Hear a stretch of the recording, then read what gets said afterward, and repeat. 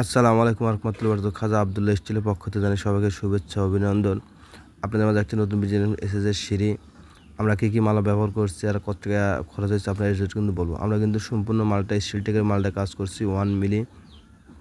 আর আমরা কিন্তু প্রতি ধাপে ধাপে একটি করে ডিজাইন লইসে ব্যবহার করছি। আর সেইটা কিন্তু কমপ্লিট হয় না, এখনও ফিনিশিং বাদ আছে। ফিনিশিং আগে আমরা আপলোড দিচ্ছি, দেখেন আমাদের কাজটা ফিনিশিং না দেখ কত সুন্দর দেখা যায়। আর সেইটা কিন্তু মূল কমপ্লিট করতে 16,500 টাকা খরচা হচ্ছে।